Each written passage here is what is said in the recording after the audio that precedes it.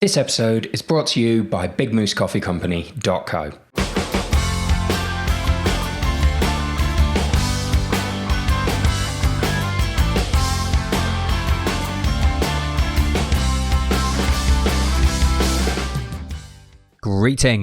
Greetings everyone. Thanks for joining us for another lockdown special Everything Endurance episode. It's great to have you here. And I mean that. We've been gleaning this as a positive out of this whole lockdown situation, is the opportunities to talk to people week on week and to talk to you guys who are listening to this podcast more often. We are getting more episodes out and we're hearing more back from you as a consequence, and that's excellent. And this is a conversation, guys. Leave us the likes, leave us the comments. Tell us what we're doing well. Tell us what we're not doing so well. Tell us who we should be speaking to. I mean, who have you been reading about recently that's done something fantastic that we maybe don't know about yet? Tell us. We want to hear from you. And if you are someone who's just done something fantastic and thinks, damn it, I should be on an episode of this, all the more reason, get in touch. We would love to speak to you. Also, I'd like to say a big thank you to everyone. We are seeing just the faintest glimmer of light at the end of this corona lockdown tunnel, and that's down to the hard work of everybody involved. Whether that hard work has been, like me, keeping yourself out of trouble, cooking bad sourdough, or if you are one of the people that is out there right on the knife edge looking after people one-on-one, then thank you. You've been incredible. Keep being incredible, and we're going to get out the other end of this. On that very positive note, I'm going to introduce our very positive guest. The person we're speaking to today is somebody who is a tremendous advocate for women in sport. And women participating more in sport. She's also an exceptionally successful entrepreneur. And we're going to be speaking to her today about the other aspect of her life, where she is also a very successful ultra runner. Her CV includes Spartathlon, UTMB, the Summer Spine, and the MDS. So this is somebody who seriously knows how to put one foot in front of the other for a long time. She's probably best known, though, for a single photograph taken off her at a checkpoint in Courmayeur halfway through the UTMB, where a photographer found her quietly going about her business, breastfeeding in the corner of the checkpoint. That photo went around the world at light speed, which must have been an incredible experience for somebody who prior to this didn't even have an Instagram. And it started a debate, and a debate that I really hope ends in some positive outcomes for women in sport. And we're going to talk a bit more about the impact of that today and about her journey into running in general. And that person we're going to talk to today is Sophie Power. Sophie, welcome to the podcast. Thank you for having me. No, thank you very much. I realise you've had to sandwich us into quite a busy schedule. You're the first guest I've had who's come back to me a couple of minutes before the podcast to say, I'm sorry, I'm still on the treadmill. I'll be there in a couple of minutes. Sorry. No, that's quite okay. I know I'm among the sort of cohort of people who are out there, and lockdown for them has meant a slowing down of life and learning about sourdough and ruining other baking products and sitting around in my pajamas. I imagine things have been very different for you. They have. I've got two boys, a 2-year-old and a 5-year-old. So we are juggling homeschooling and kind of keeping them happy, healthy, active. Moved house in lockdown, so that's been quite interesting. But really, we're outside hiking, really getting to know our new area. We're just off the North Downs Way, which is beautiful, and we're really enjoying it in a way. So it's really stressful. Having 2 kids around is difficult. Work's gone to pot, but actually, I think we'll look back on it as being just a brilliant time to be around the boys. Well, I certainly hope so, and I'm glad to hear you're getting a lot of positives out in the situation. I mean, I hope everyone out there listening to this is. I know I've got friends who are parents juggling their usual childcare needs with working from home, so now they're doing their childcare in their office whilst simultaneously trying to be a classroom. And it seemed horribly, horribly stressful, but they all seem to be gleaning a new sort of closeness out of it, which I just think is fantastic. You say you're getting plenty of time outdoors still? All the time. I mean, kind of one of my training sessions is put my 2-year-old kind of on the carrier. He's 15 kilos and we walk up a steep hill. and I let him off at the top. That's training. So you can work things in and out. Kind of my 5-year-old does kind of hill reps. He's becoming a brilliant trail runner. So you work it all in. You can't kind of be perfectionist about anything. But if you think about it, you can get everything into a day. Yeah, I mean, incredible. I love that. Will you go back and explain to the 2-year-old that they were used as kind of a counterweight for training purposes later in life? I think he knows. The other one does. So that the body weight workouts, I do a workout and I've got the 5-year-old's 20 kilos. So he ups my back for kind of squats and lunges around the room. And then the 2-year-old pops on for kind of press ups and plank. And we do like a little circuit kind of every other morning, and they absolutely love it. And when I kind of give up too early, they shout at me. So yeah, they're quite happy to be kind of baby bells, as I call them. Yeah, fantastic. Sounds like they're serious coaches as well. They're going to shout at you if you're not pulling the weight.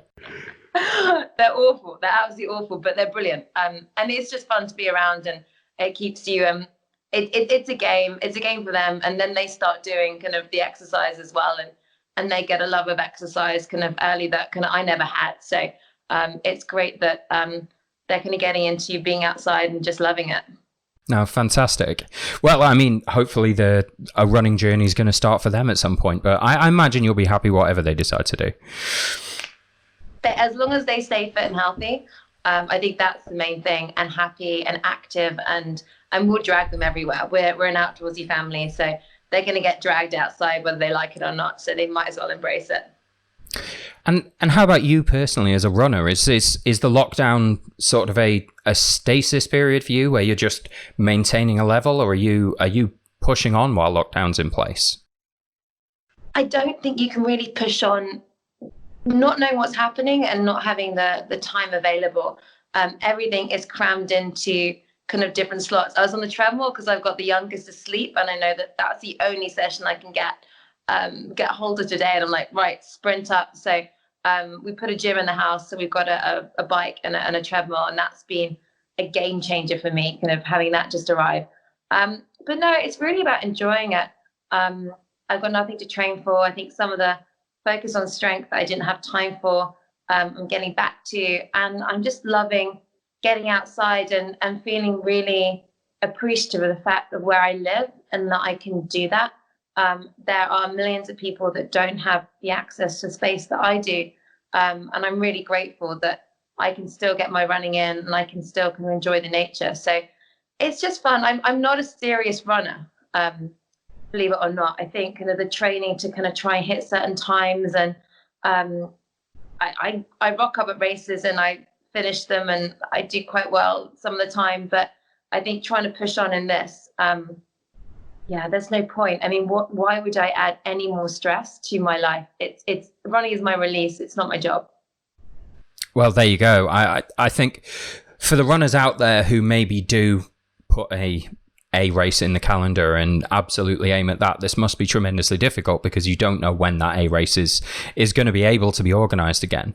But what that means is I'm seeing a lot more of runners out there really just celebrating the act of running and the time that you take to do that, the mental wellness that comes from taking that time for yourself, and just the value that people place in being able to be outside during a period of time where that outside time has been limited, I think is a big positive, and hopefully we'll carry that forward out of this.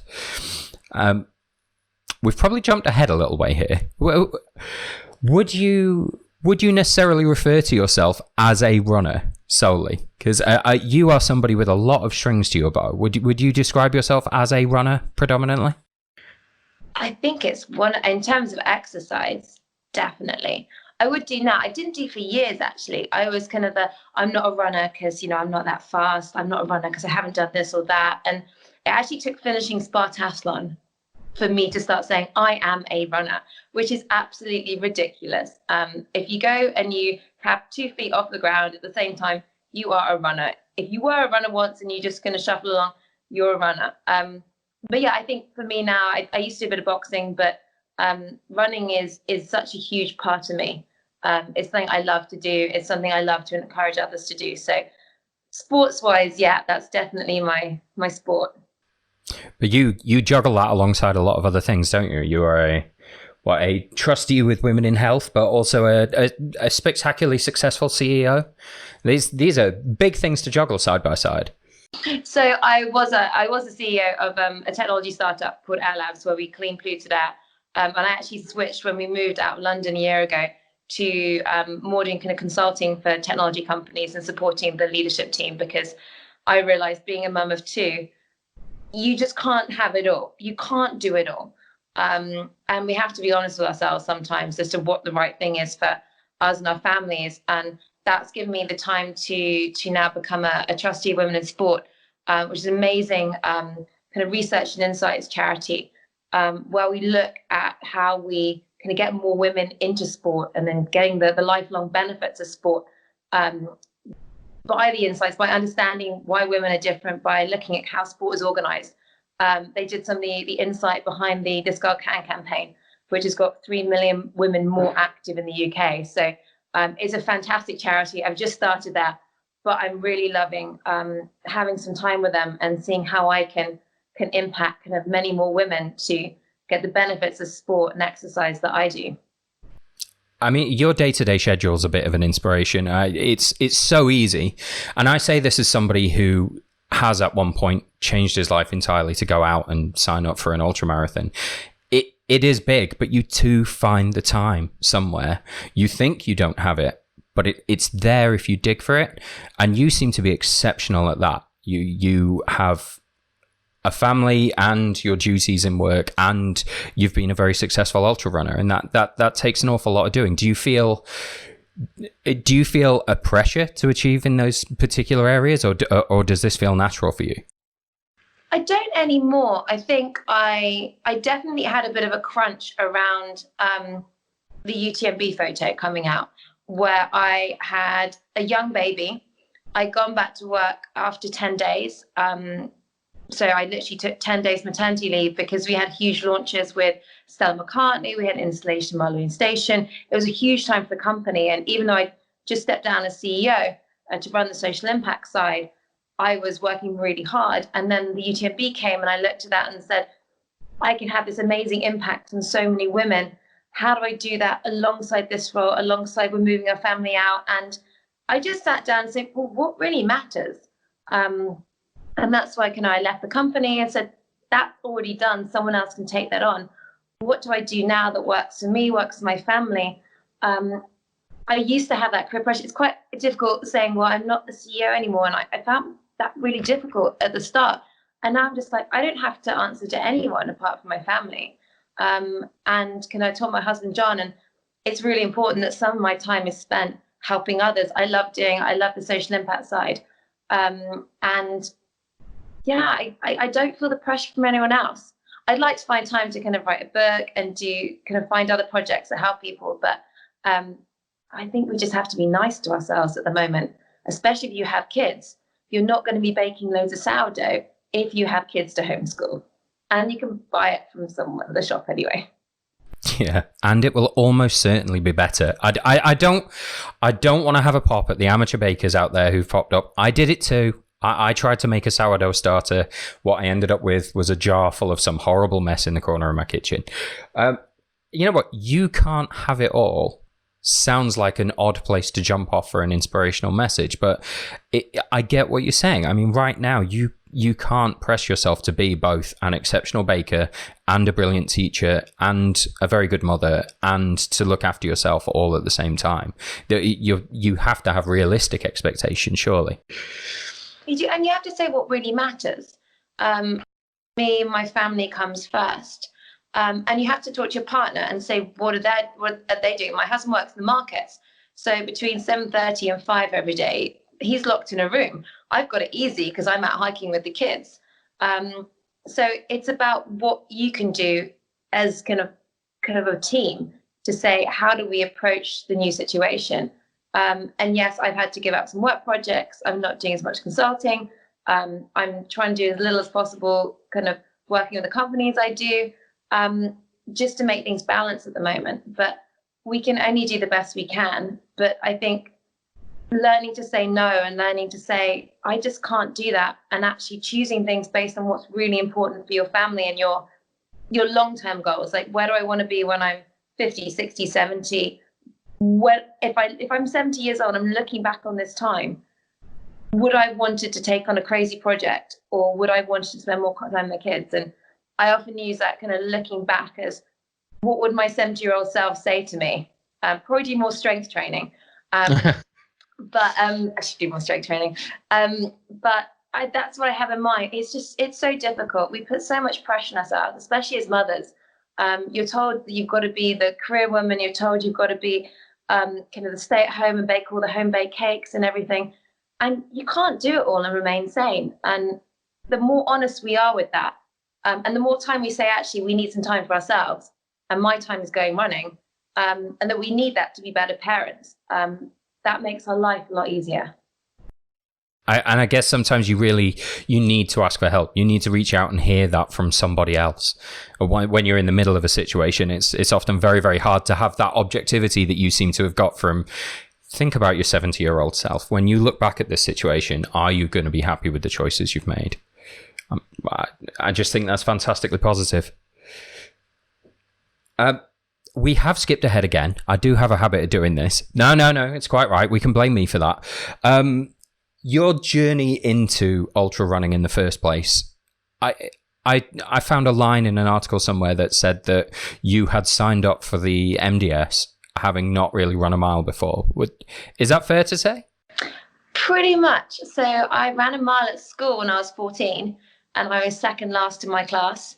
I was a bit overweight, and I decided after that I couldn't run because I came second last, and it was quite painful. And then I came 10 years later, or 12 years later, to sign up for the Marathon des Sables without actually really looking what it was. It was just strange circumstances. I'd been made redundant from a job in finance. I recently got married, and I was in a bit of a kind of don't know what to do. I just come home from 2 months in Thailand learning to kick people in the head. Got quite good at that. Was about to fight, and then my husband was like, no, you're coming home now. I did marry someone to have kind of her head kicked in. And then my friend had just done the Marathon des Sables. And he said to me, do you know what? You'd be really good at this. And I said, but I don't run. And he goes, well, no one runs a Marathon des Sables. I mean, they run for the cameras, but they run a bit. They run 10K on the first day, realize that it's 47 degrees, and then they hike. And he goes, you're really good at hiking. So I grew up hiking in the Lake District where my kind of family are from, and I've been in the University Air Squadron, the RAF University, and done the 9 mega marches, which is 100 miles over 4 days. And he said, you'd be great. So I sometimes you just have to say yes and not think too much about what you do. Later on, I signed up for an Ironman, not able to swim more than the length of the pool because I really wanted to learn to swim. So I just signed up for an Ironman. So I signed up for Marathon des Sables, and then I went for a run the next day, and I was physically fit because of kickboxing. So I think that's the difference between a normal person working up from kind of not doing any exercise. But I realized that I love ultra running. My first race was the Druid race, which is, I think, kind of 90 miles over 3 days. And I hiked half of it, ran some of it, rocked up at the MDS 9 months after I did my first kind of more than a mile, and did really well, and thought, I quite like this. I love your honesty there as well. People run for the cameras, absolutely. And as someone who does a lot of photography and videography in the ultra running world, it drives me mad. People they see the camera and they start running. We know you're not running every single step of 250 kilometers in the middle of the day. You just can't.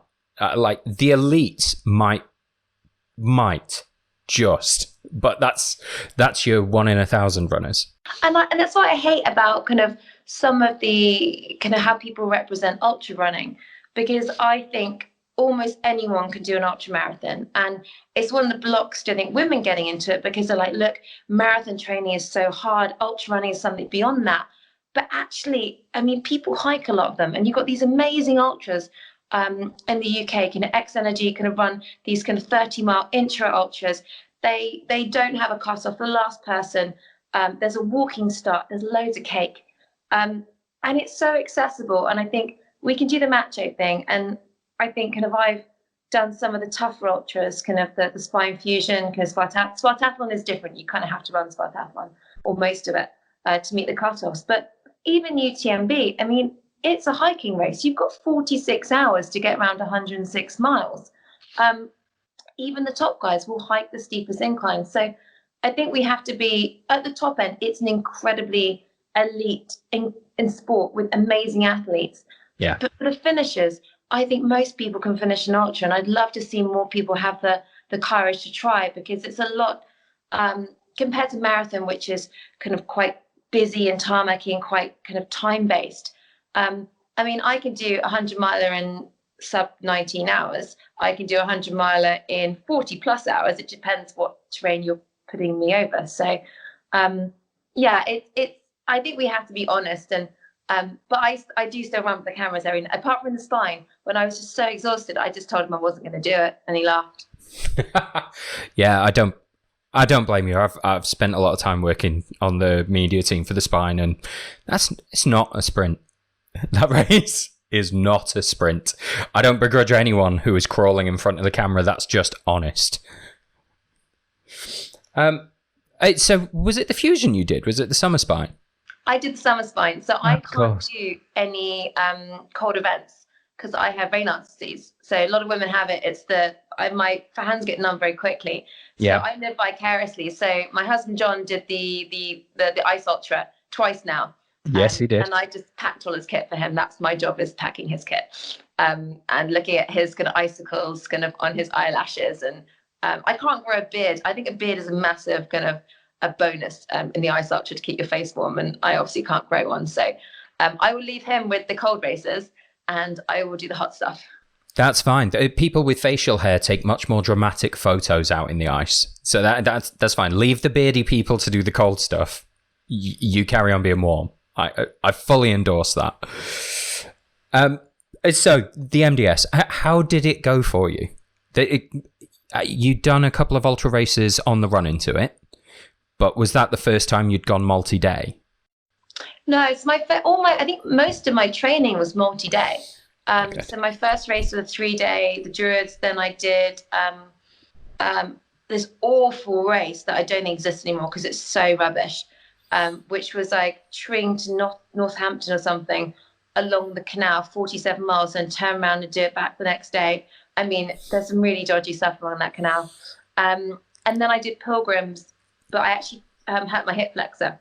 This was kind of 6 weeks for MDS, and then I pulled out of that. So I'd done kind of a 3-day, 2-day, and then a kind of half of a day before I went in. So I knew my kit. I've been really meticulous about my kit, I'm really thought through, and I'd sawn off my toothbrush. Well done. My Excel spreadsheets of calories per 100 grams are, they're beautiful. I do a lot of my friends' kind of nutrition packing. My poor husband had to beg for extra wine gums for Ice Ultra, because I'm like, look, they're really low in calories. And he's like, but I really need some. So he got a couple, but not much. So I was well prepared. I thought through, I researched as much as I could. Now, this is kind of 10 years ago, so there's a lot more out there now than there was then. Yeah. But I rocked up and I pretty much got everything right, which is quite lucky. Oh, well done. I have to say, before we did this podcast, I listened to you appearing on another podcast, and you must have used the word spreadsheet 8 times within the first 20 minutes. Well, there you go. And I don't say this as a negative. So much of managing a big ultra race is managing admin. It absolutely is. It lends itself as a sport to a person who's able to be meticulous about planning their kit and making sure that they're ready for what's ahead of them, for building a detailed system. We say that played into your wheelhouse. Was a work of art. I think with the nutrition and the meeting kind of John and Baby, and where everyone was going to be, and the timing plan, and mainly nutrition and hydration. It was pretty special. I need to dig it out and have another look at it, but there was a lot of thought in that. Otherwise I wouldn't have got around. You can't get around if you don't think about these things. I think it's one of the reasons women do quite well in the longer ultras is we're used to planning maybe more than men. And we do think about things, and we think about kind of backups. all the time, especially mums, always think about backups. And that helps you when you're stuck. And if you've actually remembered to fuel every hour and you have a dip where you can't take in any nutrition, you've actually got your stores kind of still built up. Whereas someone who's forgotten about it, you've got no chance, you're out the race. I mean, it sounds ridiculous, but it's absolutely the case. The amount of runners I've seen walk out of a checkpoint and have to come back, like went 2 miles up the road and have to come back because they left a glove or they left this bit of food, or it always comes down to a drop in admin. And the mothers that I know, their ability to get a group of children out of the house is military. It is scientific. It is the ability to not only remember everything you might need that day, but everything they might need for the duration of while you're out of the house as well. And I doff my cap to that. That is a skill that will carry you through ultra running. Yeah. So from the MDS, where did we go? You didn't just jump from there straight to the UTMB. No, so that's 2010. Then I'm pre-kid still. Yep. So then I realized I like these stage races. I like them as a holiday. And I did some more kind of races in the UK. And then I saw this race in Nepal, we're racing the planet. And I thought it'd be a great holiday for hubby and I. So I signed him up without telling him. And so that was kind of over 200 kilometers in the mountains. And I did more and more these big stage races. So I did Fire and Ice in Iceland, also signed hubby up for that one. Had a bit of an Ironman phase because hubby was doing it and didn't. And you wanted to learn to swim? I did. This sounds terrible. So we were on holiday and he'd signed up for Ironman Switzerland and was giving me kind of a bit of a lecture about how much training he'd need to do and I'd have to understand his training. And he went to the bathroom and I'd had a bottle of wine, I think. And I just signed up. I was like, want to learn to swim. I just signed up. And he comes back and he's like, well, I bought you a bike a year ago. You've never been on it. And you can't swim. So I learned to swim. That's brilliant. So yeah, and then I started on 100 milers and kind of the Centurion events and really enjoyed the multi-day. Had a bit of a wobble in Cambodia where I got myself into a coma. A bit of a wobble. Bit of a wobble. I have high salt needs. Oh. So and you found out mid-race. Yeah, unfortunately. Drank too much water. Don't drink too much water if it's hot, people. I mean, if anyone is listening to this and any of that sounds familiar, do your reading around it, because every time I walk into a checkpoint on any race I've done, you always hear the medics asking, what color is your pee? When did you pee last? How much was there? What water have you had since the last checkpoint? And I get now what they're checking for because I've seen people come a cropper. There are things like this that you can find out in the middle of that environment. So is that something you knew about yourself going into it, or was that a horrible surprise in the middle of Cambodia? It was quite a horrible surprise. I don't remember much about it because I went to a coma. With the coma and all, yeah. But I think what I realized is you have to be, there are rules and there is guidance, but you have to follow what's right for your body. And I'm really small.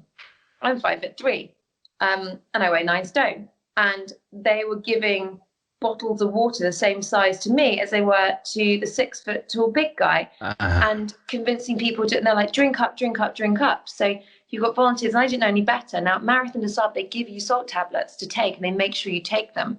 And this wasn't the case in this race. And I couldn't really keep my food down, and I had very low strength salt caps. I was drinking a huge amount. And on day 4, I just collapsed. And now I know about it. And I have my salts down. I'm fairly high. I'm about 1,000 milligrams per litre. It's not massively high, but it adds up over days. So it might not affect you on a one-day race, but over day. So for me, it's really important to know where I am, to make sure I'm taking my salt. I don't like salty food that much. I don't add salt to my food. So I have to be just really conscious about what I do, what I'm putting in my water, to protect myself, and getting my head around the fact that it's safe to run, but just really, really listen to your body. And I guess that's the same thing through kind of pregnancy fitness, is like, things are safe. Your body will tell you when something's wrong. And it was telling me. And then I went back and did the same race organizer, a race in Bhutan, kind of 5 months later just to kind of get my head clear of it. And then I decided to have babies. But I think it really is ultra racing. You put your bodies to the extreme. And one thing you have to really learn is if something doesn't feel right, it probably isn't. And you have to process what that is and say, is this something that can stop me? Is this something I can fix? Especially now I've got children, I'm not taking risks. I've DNF'd a race because I thought the course was too dangerous. And it just didn't make any sense to me anymore. And I would do that again in a heartbeat. This is not our job. This is not how I survive. This is my release, and I need to stay safe for my family. As you say, you've had a good amount of success as an ultra runner. You absolutely have, but it's not the core. It's not why you are. You have other responsibilities, and there's a macho attitude to ultra running of just keeping going no matter what and running yourself into the ground and being the toughest that doesn't really have a safe place out on an ultra race, as far as I see it. No, the race, you have to be respectful of the race organizers as well. They're putting themselves out there, and I don't want to be a burden on race organizers. They have a big enough job to do, and they've got a lot of people to keep safe. And the same rules, if you see someone struggling, your duty is to help them. Doesn't matter if you're winning the race, and you see the top athletes do that. We're out in extreme environments. We're a big family ultra runners. We have to look out for each other. And there's definitely the macho. I think some people that step up from kind of marathon running and have a different attitude, you can spot them a mile off because of how they are. And they get into the community, they get it. After a few races when you're really kind of down and someone kind of really helps you. I remember a guy wrote to me after MDS. He was really struggling with his food and he just could only eat sweets. And I had some Skittles, and I gave him my Skittles because he really needed them. And I was like, I can give these up. Like, it's day 5, I can give those up. And he's like, that just saved me. And he goes, that's real generosity, because that meant you didn't have that energy, but it meant a lot to me that he said thank you. And people have done the same thing for me, and you really appreciate it. I think it brings you down to kind of the barest of human nature, and it's your personality is stripped back to the core. And it's one of the things I love about kind of being pushed to the limits, that you kind of discover who you are and who other people really are too. I couldn't agree more. You really learn something about somebody watching them go through that experience. And having done one multi-stage ultra myself, I learned so much about myself that I never would have known if I hadn't have thrust myself into snow at minus 30 degrees in the middle of the Arctic for no better reason than that it seemed like a wonderful idea at the time. It was a wonderful idea. I stand by that. We are not going to be able to talk to you, Sophie, without getting to the UTMB and the photo. So, firstly, it's a bit of an odd thing. Your journey into the UTMB, you didn't necessarily. That wasn't the year you wanted to go in and do it, was it? No, I mean, I had a place in 2014, and for people who don't know, kind of UTMB, you have to get enough points from kind of races. And I'd done loads of stage races, so the points were not a problem, but then you have to be successful in the ballot. So I finally got a place in 2014, and it taken a long time to fall pregnant, but I was pregnant. And I asked if I could defer my place to 2015, when I would have been kind of, I think, kind of 10 months postpartum and hopefully in really good shape, because you could defer for an injury. So I assumed you can defer for pregnancy. And they said no, because pregnancy was a choice. Injury was not a choice. I did a good chat with Robbie Britton about this.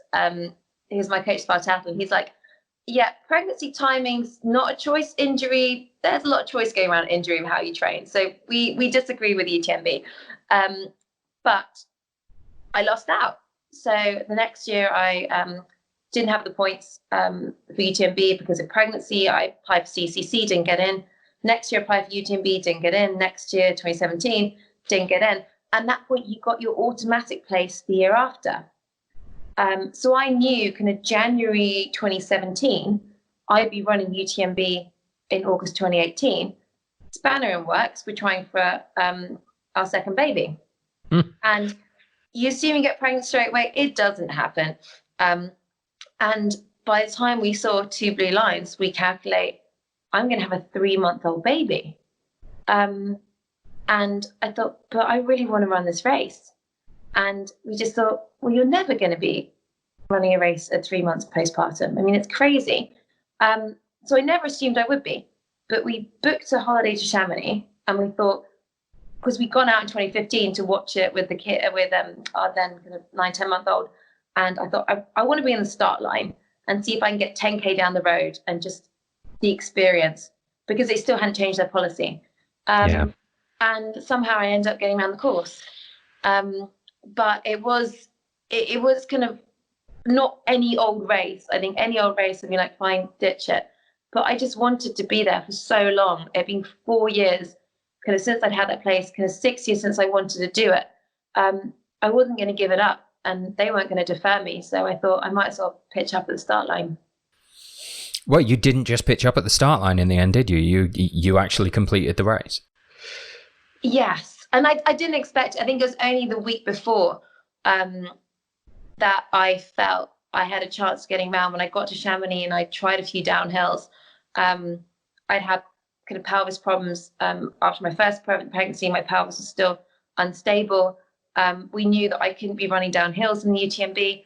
That would have saved me a lot of hours. We knew there was so much going on. We had to check. My baby was only breastfed, so I had to check that if I couldn't milk stopped, he'd take some formula. We had to check so many things. But I thought maybe I'll make it halfway. And then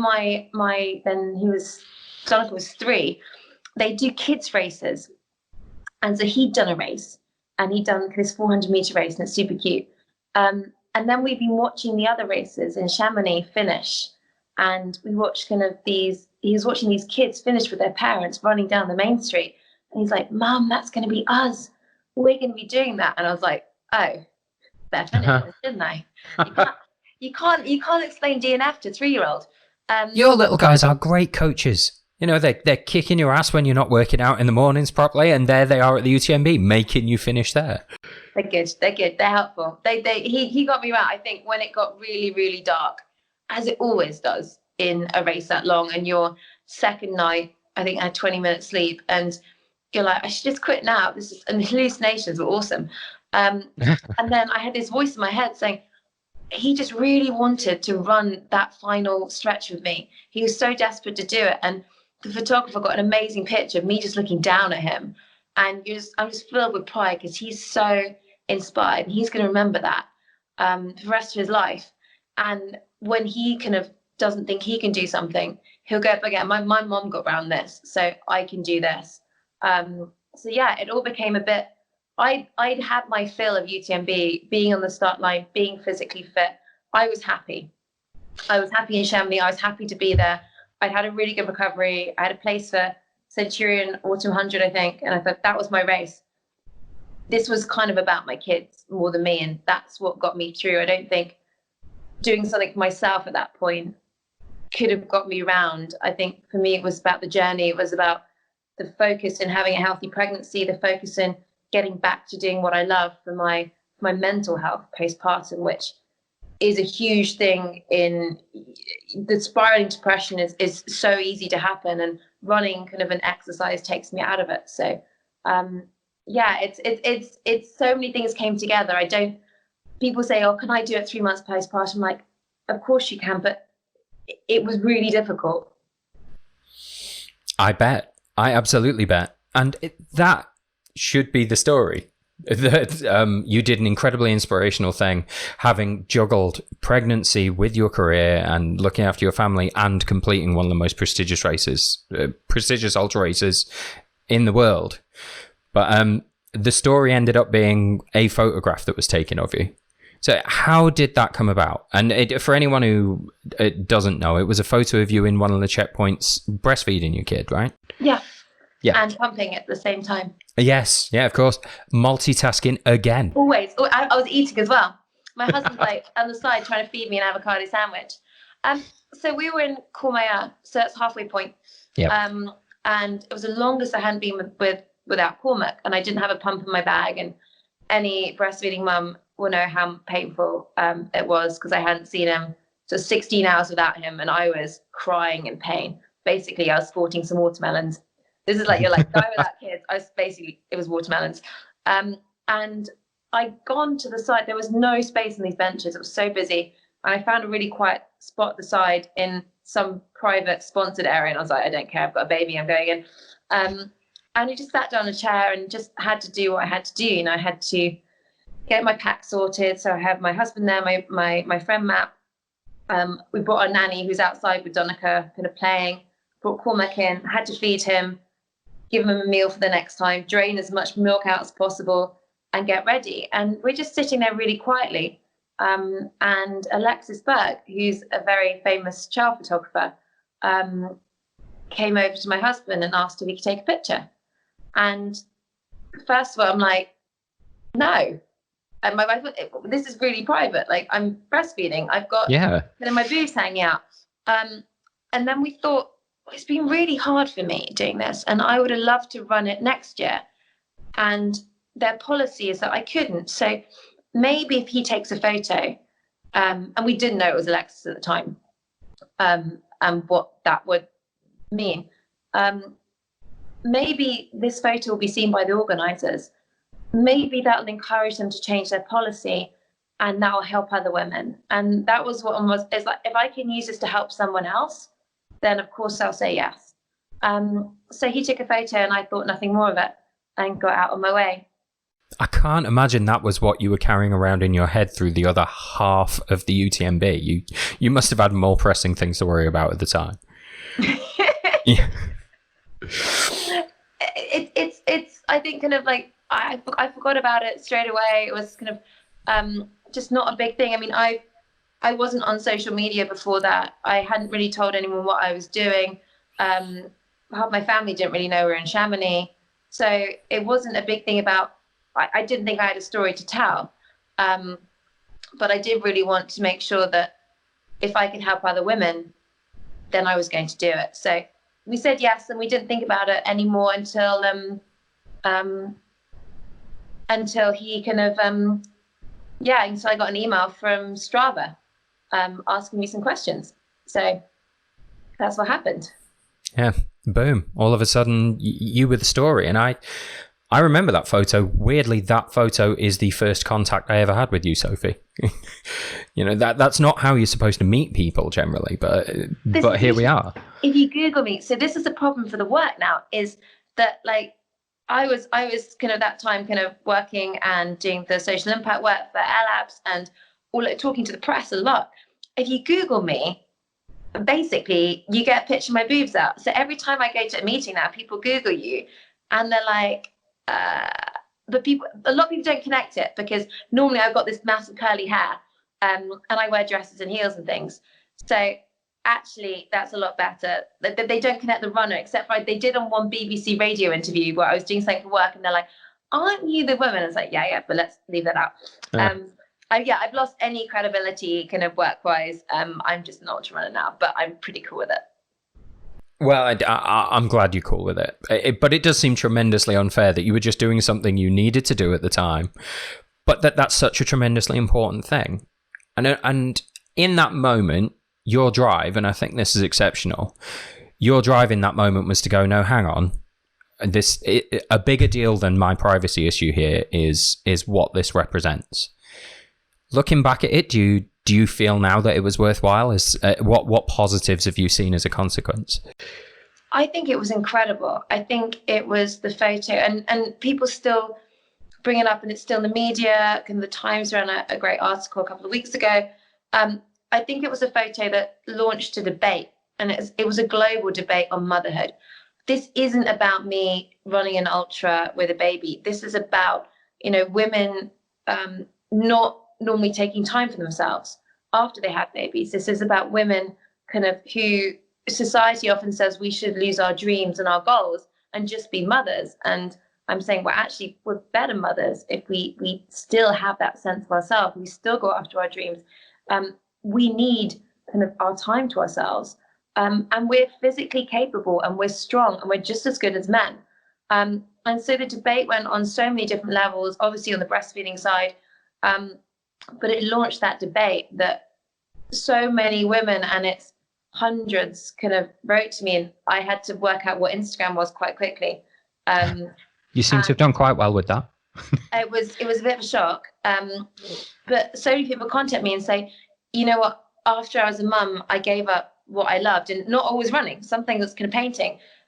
And there's women saying, well, I'm going to do a 10K, I'm going to train for this, I'm going to go on the cycle ride. And it's changed so much for women, because I think we don't have role models that are enough role models that are female in the media. We have female athletes, like elite athletes, they get back into it.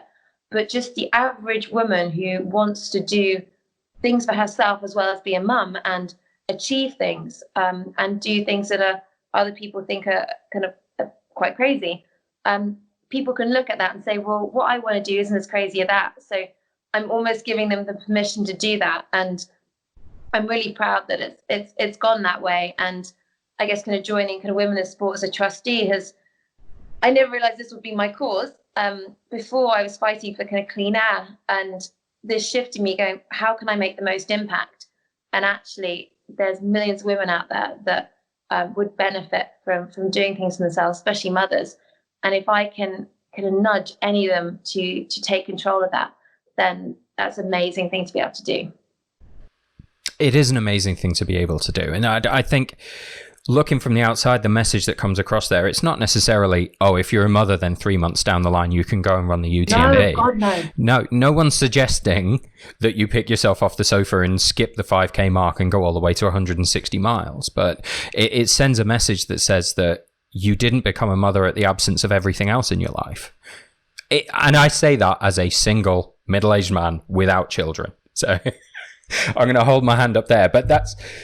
I'd like the ones from men, though. The messages from men were actually really kind of quite powerful, and a lot of them for runners I know, and they go like, you know, my wife did all this stuff before we had kids, and since we had kids, she's given up everything, but I haven't.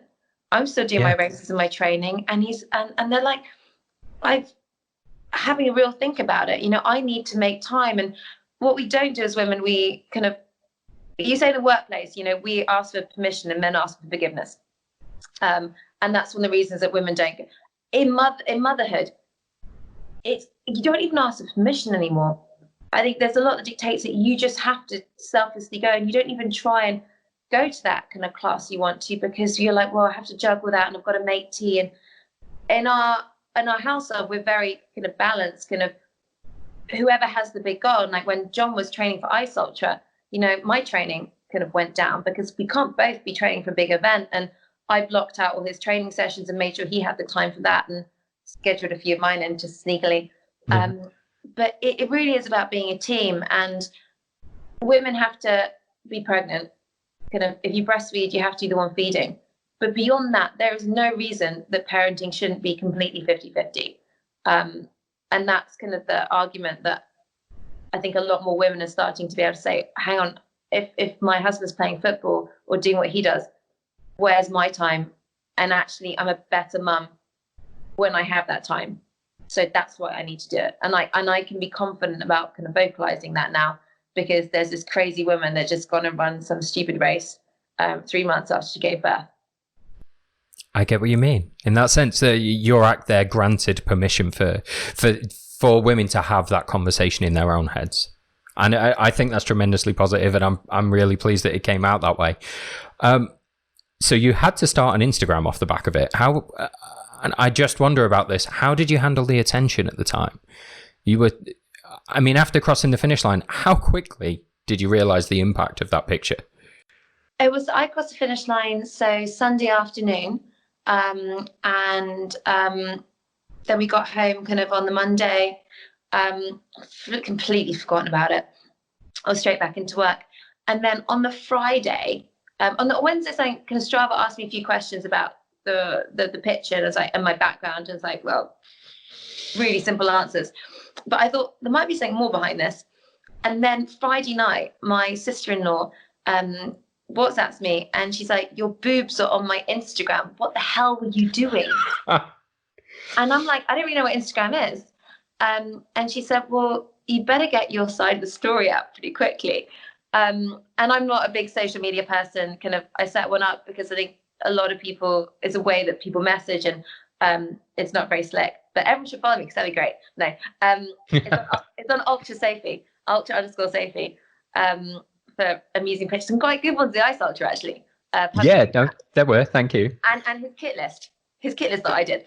But I put it up and just tried to start kind of saying the story as it's about motherhood and how we can support other mothers and other women to take that, kind of have the confidence to do things. And my life was crazy for a good few weeks. And I took Cormac on the Victoria Derbyshire show live, age 3 months. He was brilliant. He's awesome. I bet.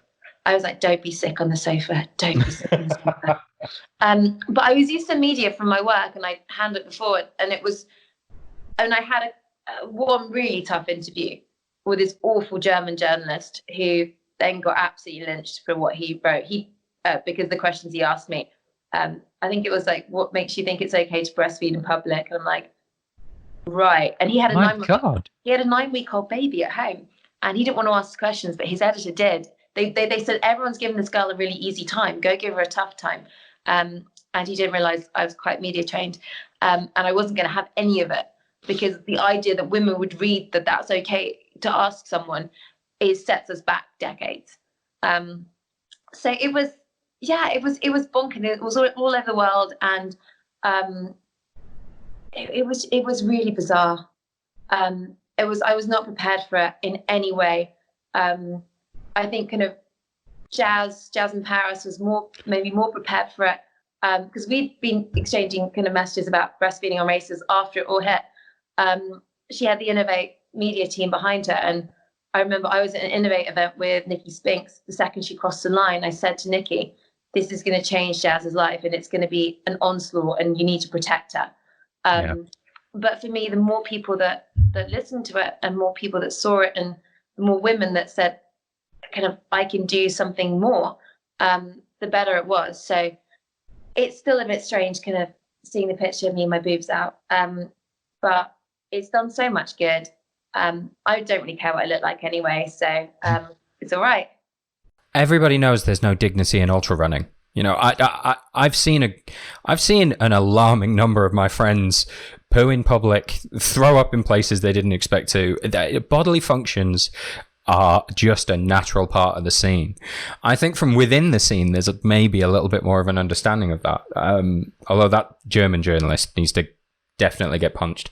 For Jasmine Paris, I'm glad you brought her up. It's kind of a odd one. Not to make this about me, but obviously I was one of the media management of the race when she finished. So part of my job was publicizing the race and getting the press releases out there and the photos. And we were so excited that it was unfolding that the story was going to be, Jasmine Paris looks like she's going to take an epic amount of hours off this finish time. And that was going to be the story. And then this photo just materialized of her just going through her admin in a checkpoint. And I know where the image came from, and it was completely innocent. It was a volunteer who just wanted a picture of the race leader, and that's all it was. And it got picked up from somewhere it shouldn't been, and suddenly that was the thrust of the story. And that I found that very infuriating at the time, because what I wanted us to be celebrating was Jasmine just took half an actual calendar day off the course record here. But what happened as a consequence of the image of her coming out was her story rippled far further than it would have done without. And that's the positive that I have to glean out of that situation, is that a lot more people read about this incredible thing she did there than would have beforehand. And if that helps to normalize a little bit about the fact that part of her admin on that day, because she'd recently had a kid, was that she had this pump, then great. Because that should absolutely be normalized. But I think for Jazz, I think it was, and you see this with kind of elite female athletes, they lead with mother of X or kind of of X, rather than their actual achievements. Jazz's achievement on its own was absolutely incredible. And she's a massive inspiration of mine, without the fact she's a mum. Yeah. Yeah, exactly. And you're right, it wouldn't have gone as far. And it's great because it's opened a lot of people's mind to ultra running and kind of you've got kind of Courmayeur, you've got Courtney Dauwalter, you've got these amazing women just being brilliant at what they do. And it's got a lot more press because of it. So it's great in that way. But I think people need to see Jasmine's achievement as, it's not about the breastfeeding and the mum. She's a phenomenal athlete. Exactly. And it shouldn't have to be in every story. And you see the stories all about kind of mums and women when they all run. They often have kind of the picture of me breastfeeding. Then they talk about the proper athletes. But it is on the spectrum where she's also a vet and she's also got a career. And I think that side is really important as well. There are the elites, and the average woman can't connect to the elites because they've got big teams around them and it's their job. But you can connect to someone who has a job and this is just their passion and they've really done well at it and they're pushing everything towards it and they're achieving. And she's much more relatable than kind of the people you see in the Olympics. So it's just absolutely brilliant that kind of came out and people started to connect the dots of lots more women in lots of different events, even long distance cycling, rowing, really kind of holding their own against the men, and just the women's bodies aren't going to break. And as Sophie Power said, our wombs aren't going to fall out when we go running long distances. It's brilliant quote. I like that. We're not. We're just as strong, and actually, in some ways, kind of on the mental side, especially, we're even stronger. Absolutely. You say on the mental side there, you're even tougher. If there's one thing, or two things, in fact, that you need to be exceptional at managing in order to be successful in ultra running, it like inconvenience and planning. And as a mother, your life is, you spend so much time planning for other people and for the machinery of your family and your home to work around you and moving your schedule through it. And I don't know if there's anyone better equipped to cope with the rigors mentally of ultra running. I think it's a pain as well. I mean, childbirth is horrendous. God, yeah, endurance. And I've been through childbirth twice now. And any time it gets really painful in an ultra, I'm like, this is not as bad as giving birth. And I feel sorry for men because they don't actually have that to draw on. They've never given birth and gone through that. One guy tried to tell me that he thought running a 100-miler was harder than giving birth, and I told him to go and talk to his wife. Yeah, he doesn't necessarily have a frame of comparison. And if I see one comment under this podcast anywhere mentioning, well, they don't know what it's like to be kicked in the testicles, I'll kick you in the testicles. You can hold me to that. It is, we have a lot. I mean, pain tolerance and is definitely one of them. Although I do, my husband has extraordinary pain tolerance.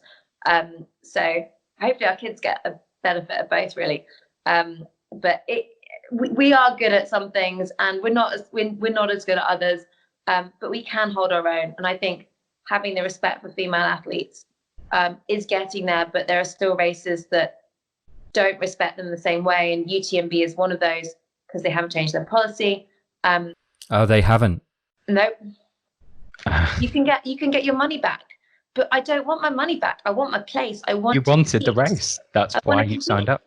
And that's the sad thing about it. But more and more races are putting pregnancy kind of policies in place. They're kind of holding places, and that's just a brilliant thing to see. I know Beyond the Ultimate does it, and the more we can put kind of women in, kind of appreciate them, we'll get more women into ultra running, and the benefits you get in life from being an ultra runner and going through these races and getting stronger. I'd love more people to be doing it. It just seems crackers to me that, you can defer a race place for somebody who is on their way to work and steps off a curb badly and randomly sprains an ankle. And I say this as somebody whose parents were quite open about the fact that I was a complete accident and they had to cancel their dream trip to Las Vegas to put a bedroom together for me. Pregnancies are not generally something planned in a scientific way.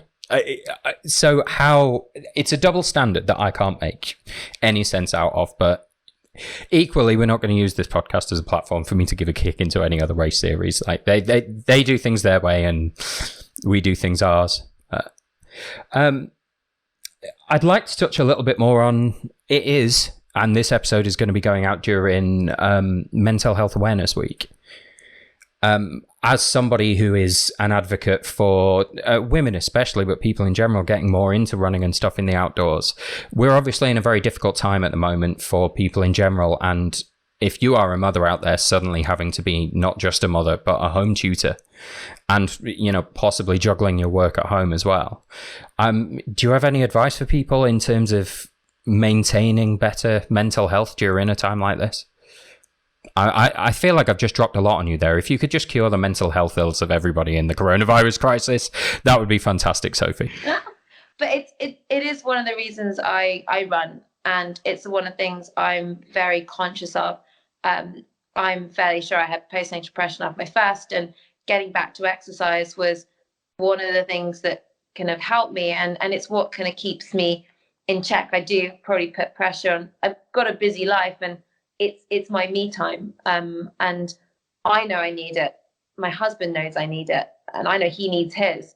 So I think the first thing in lockdown is look around and ask for all the help you can possibly get, because especially once we take everything on ourselves and we try and do everything, and you can't do everything.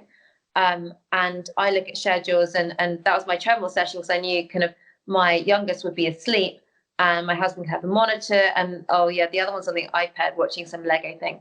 So I think the thing is just drop the kind of, things don't have to be perfect, but you need to be as strong as you possibly can be to deal with it.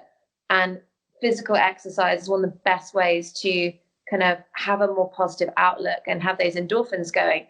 And it's not taking half an hour away from your family. You've got to think about it as giving back to them. Like, I look at mum guilt, and people say I'm really guilty when I go for a run and I leave my kids and they're watching TV. And I say, I'm guilty when I don't go for a run, because when I come back from that run, I am a better mother for my children.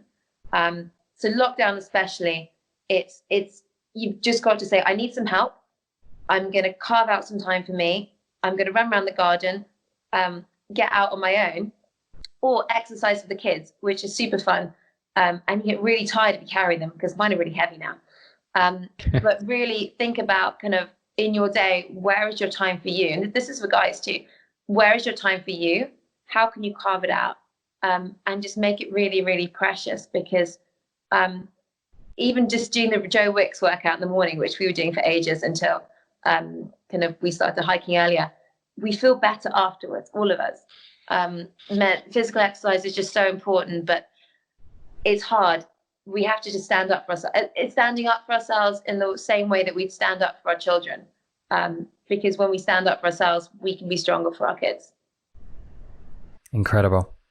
And look, if we'll make sure that we drop the relevant links and stuff like that into wherever I'm leaving the descriptions for this. But if anyone is listening to this and they're a mother and they're in that position, is where should they go?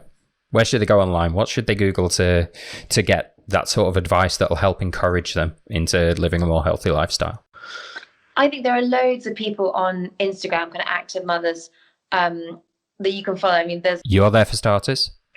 I'm a bit bonkers, but there's so many that you can just follow, positive people that aren't. I think positive people have been really honest about their lives.